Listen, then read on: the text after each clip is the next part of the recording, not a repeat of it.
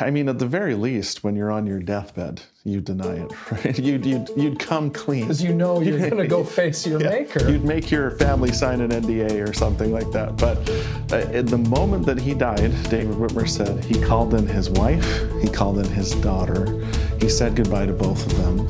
And then he bore his testimony of the Book of Mormon, and David Whitmer said he turned to the family and said,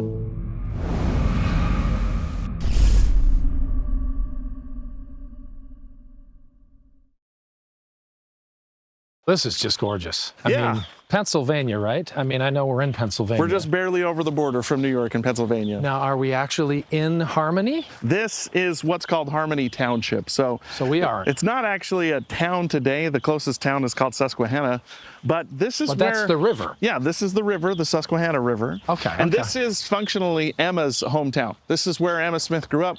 This is her childhood home. And this is where her and Joseph first meet. So, well, wait a minute. Now, Isaac and Elizabeth Hale home, this is the house that she grew up in? This is a reconstruction, Well, but right, okay. an approximation from photographs. They did a lot of research, and this is a good feeling for what it would have looked like. We don't know if it's the foundation or anything. Oh, it is the foundation. Oh, Yeah. it is? Yeah, we've got photographs through the years of the structures that were on this site. And when the site was reconstructed in 2015, they tried to put everything exactly where it was originally, and even did archaeological excavations and things before they rebuilt the houses. Now, if I may do a comp, if you will, this lovely two-story non-fixer-upper, like it looks like she's ready to move right in. Yeah. Compared to the little cabin that even the frame house.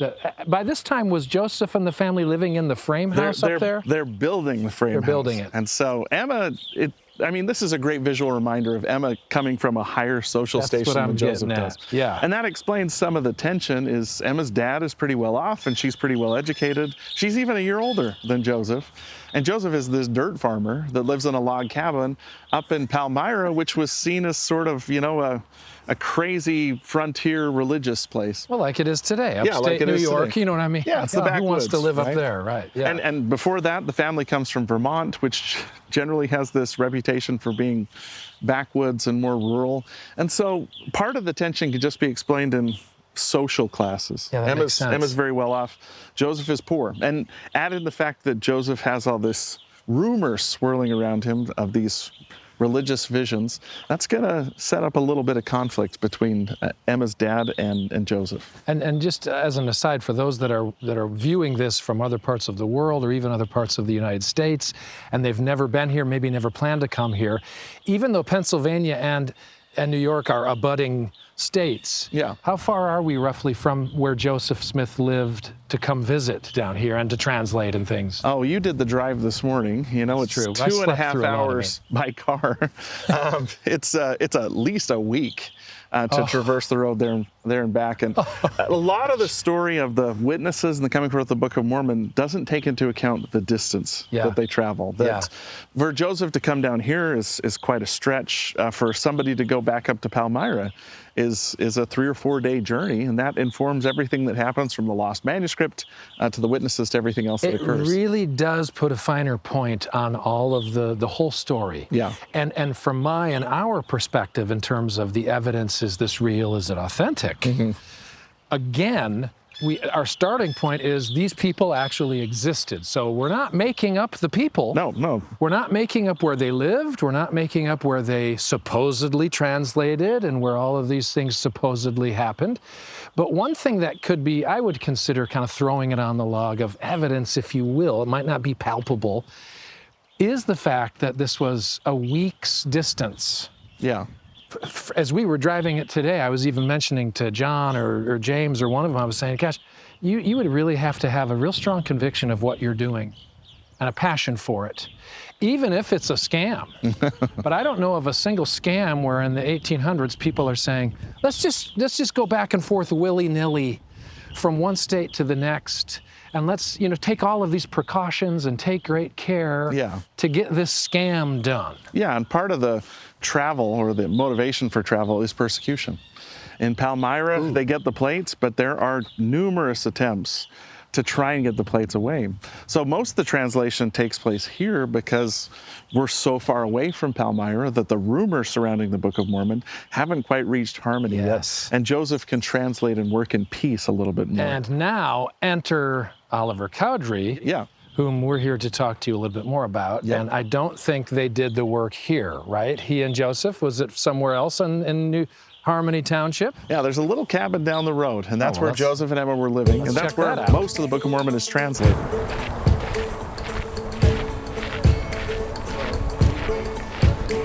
So this was kind of like a late wedding gift for them to... Yeah, I think Isaac wanted to keep him close by to keep an eye on his daughter and his no good son-in-law. Yeah, right. So the dirt farmer from up north. the dirt farmer from up north. And so give him a home on your property. It was a comfortable little cabin. It sure is. And this is where they make their first home and also where they translate a large portion of the Book of Mormon. Is there anybody out there that maybe said Joseph married into money, like he on purpose? He married the Hales because of their money, their fortune? Yeah, there were some accusations that Joseph stole his wife. In fact, in 1838, Joseph Smith does a Q&A in the Elder's Journal, and one of the questions was, did not Joe Smith steal his wife? His answer is, she was of age, you can ask her herself. I Yeah. read that in the Red Teachings of Joseph Smith book. That was... So, I mean, she's older than Joseph. She's more educated than Joseph. she was older than Joseph. She's a year older than him. Oh, so she stole him, if anything. Right? Maybe that's how it worked. But they do elope, and that creates a little tension within the family that's at least partially resolved when they agree to come back here and farm with Isaac and live nearby. Yeah, right. Okay. So they're down here. Are they down here because of persecution? Is that why they've come all this way down? Or? That's part of it. I think Emma wanted to heal the breach with her family. But part of it, too, was Joseph gets the plates in Palmyra in September of 1827. And he tries to translate while he's there, but every few hours there's something happening. There's an attempt to steal the plates. They are constantly in a state of anxiety because these people are trying to get the plates from them. And so they ultimately make the decision to move down here. And a well-off farmer who supports Joseph Smith named Martin Harris actually gives him the money to move to Harmony and settle in here. And this is where he can really have some time to do the work that he needs to do. How does he? How does Oliver Cowdery then enter the picture in all of this? Okay. So Oliver is a school teacher who comes to Palmyra, and at that time, a school teacher would board with a local family. And so the Smith family agrees to house Oliver. Oh dear. Yeah. They bring him into their little... They're the ones that bring him into orbit, yeah. Wow, I wonder where he slept. So the way the story is told is that at first they were really hesitant to tell Oliver anything to do with Joseph. Oh, that's right. Because they've just experienced all this persecution the year before. And Oliver starts to hear from people in the village, like, you're staying with the Smiths. Have you heard about their son and all the weird stuff he's involved in? And Oliver takes a little while to earn their confidence, but eventually the Smiths open up and say, yeah, our son Joseph has been given this commission by God. Oliver becomes enamored by the story. And according to a history that Joseph Smith wrote, Joseph Smith actually writes, the Savior visited a young man named Oliver Cowdery and told him that he was to assist me. And so as soon as the school year is over, Oliver and Joseph's brother Samuel travel all the way down from Palmyra. They walk from Palmyra to Harmony with the express intent of helping Joseph complete the project that he's been given. Wait a minute. Oliver walks? Yeah. With Samuel accompanying him. Now, Samuel comes because he knows the way? Yeah, Samuel's Joseph's little brother, and he comes down several times while Joseph is here. In fact, after Joseph loses the manuscript of the Book of Mormon, he's really discouraged, and his family makes several trips down here to try and help him, encourage him. Doctrine and Covenants 4, the missionary commission, is given to Joseph Smith's father while he's visiting here. And it has all these words about going out, engaging in the work, being part of it. And then Martin Harris also comes down because he's embroiled in a legal trial up in Palmyra, and he's seeking Joseph Smith's assistance.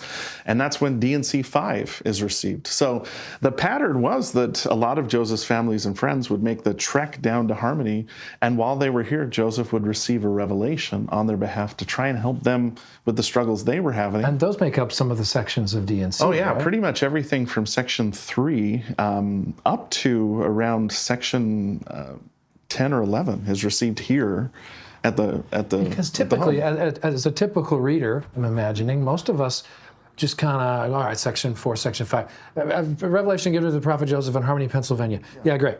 But we're not thinking it's a week-long ride back and forth from Palmyra to Harmony, and that all of these different things are occurring at such a great distance.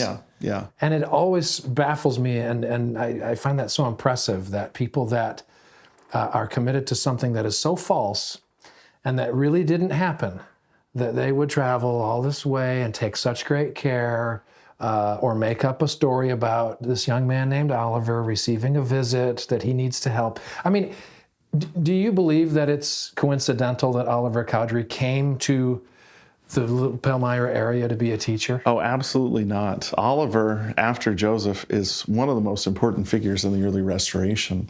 And Oliver himself gets a revelation the day after he arrives here. That's section 6 of the Doctrine and Covenants. And what's the gist of that one, essentially? The gist of it is that the Lord is calling Oliver to assist in the work, but it also is him starting this school of revelation where he's going to teach Oliver how to do what Joseph does, how to inquire of the Lord and receive answers. So lesson 1 in section 6 is the Lord says, "Cast your mind to the night when you called out upon me. Did I not speak peace to your heart? What greater witness can you have than from God?" Meaning the Lord was basically saying, Oliver, lesson 1 in Revelation is recognizing when you get a revelation. I've already told you this was right. I spoke peace to your heart.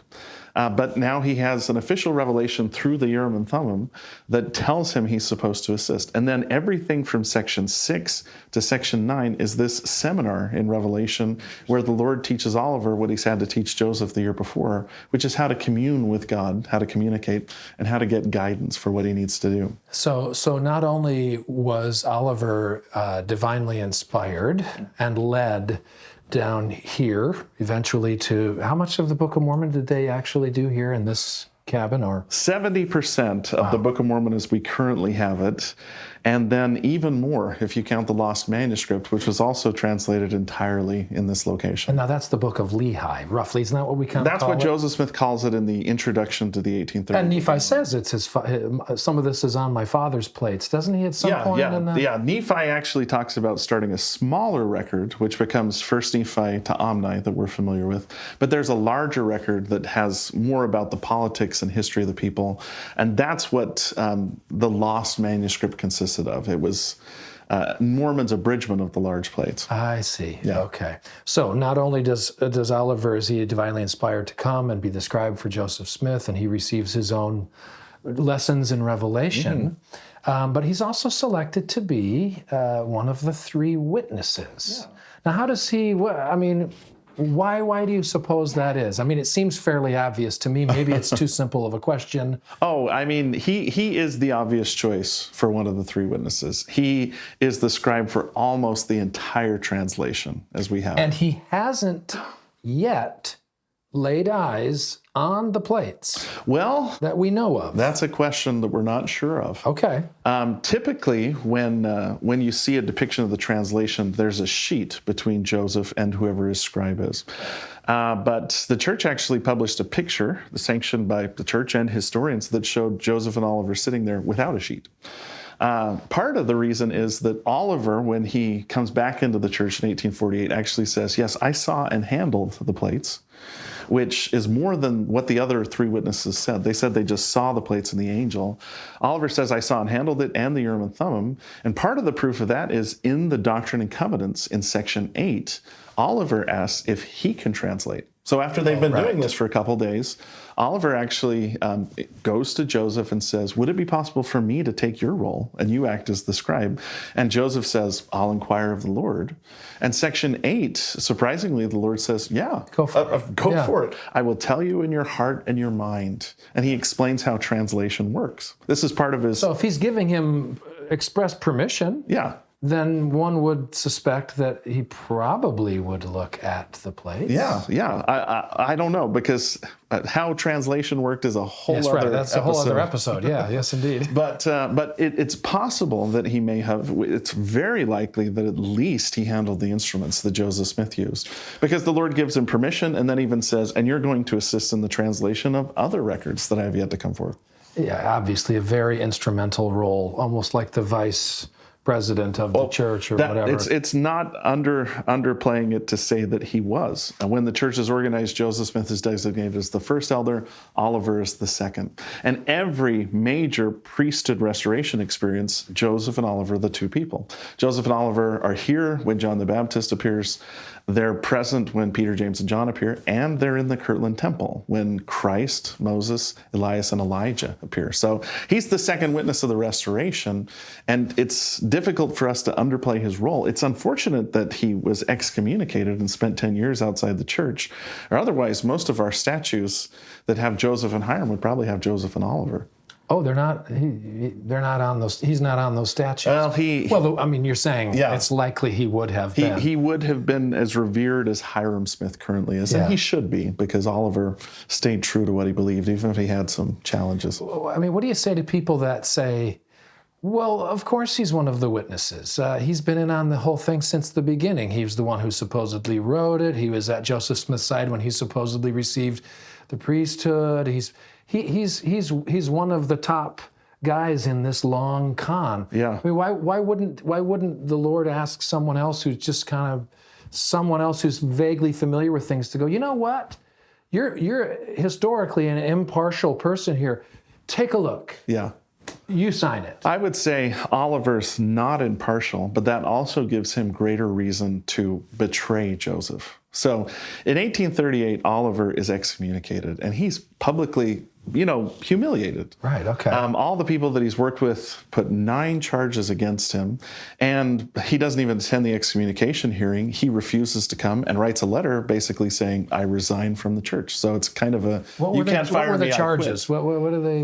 Some of the charges included selling land in Missouri that he wasn't supposed to sell, that he had neglected his church duties, that he had accused Joseph Smith of adultery. And Joseph Smith actually testifies in the trial on behalf of Oliver Cowdery, saying, we've worked that out between us. But Oliver only answers the charge in the letter of selling land that he shouldn't have sold. He says, this is America, I have rights, it's my business, I can sell it if I want to, and therefore I resign from the church. And when he's outside the church, he gets a series of letters from his brother Phineas Young, who's the brother of Brigham Young and who's Oliver's brother-in-law. In these letters, Phineas is inviting Oliver to come back to the church. And if there was ever a time for Oliver to say, I'm not coming back because it's fake, it was all a scam, right, I shouldn't have done it, he's very bitter and angry at this point in time. Instead, he writes back and says, I'm not going to come back unless the charges against me are dropped. And what's the reason? He says, I don't want anybody to question my integrity. I love that. In fact, there's a passage where he writes to Phineas Young and he says, you might think that I'm sensitive on this point, but you would be too if you had knelt under the hand of Peter, James, and John and been ordained as I have. So his issue isn't that he's mad at the church. Right. It's that he wants the charges removed so nobody can come along and say, well, yeah, this guy's a witness, but he got kicked out of the church for doing all this bad stuff. So once the church agrees to clear the charges, Oliver comes back. And that's where we get some of our strongest statements from him, where he talks about the translation, how it worked, what the source was. He goes out of his way to address people that come up with alternate theories of translation, like Solomon Spaulding, and say, no, I was there. I wrote the entire book as it fell from the lips of Joseph Smith. Where is the church at this time when he comes back? Are they still in Nauvoo? Are they in Utah? No. He comes back when the church is in the transition of moving from Nauvoo to Salt Lake. Oh, okay. So he does. They've completely left Nauvoo. In fact, one of the things that the sources indicate is that Oliver was deeply moved by Joseph Smith's death. he saw that as something that impelled him to come back and take on the role that he'd taken before in leading the church, because now Joseph is gone. Yeah. So he shows up in Canesville, Iowa, and Orson Hyde is the presiding witness there, and Oliver comes up and bears his testimony about the Book of Mormon. Okay, so Oliver, before heading west, he wants to go visit his in-laws, yeah. the Whitmers. The Whitmer family. Okay, and so what happens there? He comes down to Richmond, Missouri, where most of the Whitmers are living. The mom and the dad, several Now, wait a minute. brothers. He went to Canesville, Iowa, to come back to the church. So I'm trying to picture where Iowa is. Is he going backwards to Missouri? He's going backwards to Missouri. And then he's going to supposedly come catch up with them and then head west. Yeah, there are several people that say Oliver told them his intention was to eventually go west and settle in the Salt Lake Valley. Now, are the Whitmers, his in-laws, are they still in the church? Are they? Okay. No, Oliver and David Whitmer were both excommunicated around the same time. Another one of the three And witnesses. The right. Whitmers stick together, and Oliver's a Whitmer. So when the Whitmers leave, By- they all by live marriage. together. Yeah, by Right, marriage. okay. He's a Whitmer son-in-law. Yeah. So he's in Richmond, Missouri, with the Whitmers when his health takes a turn for the worse. He never had great health, according to people that knew him, and he passes away. How old was he when he died? Not very old. We're looking, early 40s, if I recall correctly.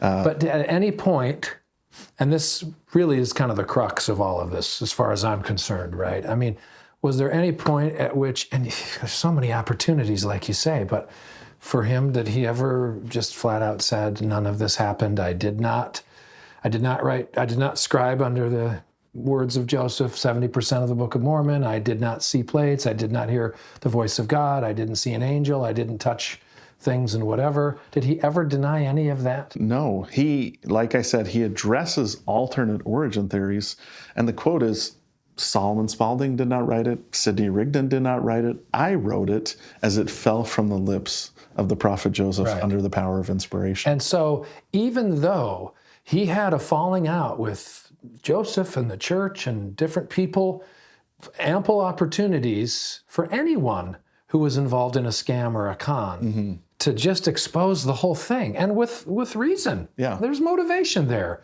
You're upset at this. You feel like you were mistreated. Your name's been dragged into church court with all of these charges. Yeah. I mean, why? Yeah, you would just say it's all a bunch of hooey. We made it all up, or Joseph Smith is a total liar and a heretic. Didn't happen. I mean, at the very least, when you're on your deathbed, you deny it, right? You'd come clean. Because you know you're going to go face your maker. You'd make your family sign an NDA or something like that. But in the moment that he died, David Whitmer said he called in his wife, he called in his daughter, he said goodbye to both of them. And then he bore his testimony of the Book of Mormon, and David Whitmer said he turned to the family and said, I now go to the home of Jesus Christ, my Savior. And David said he died then the happiest man I ever saw. That is so cool. There's so much more that obviously happened here with Oliver, and that's what I want to talk to you and the other fellows about, if that's okay. Should we go? Yeah, let's go. Take a look at some of these sacred places?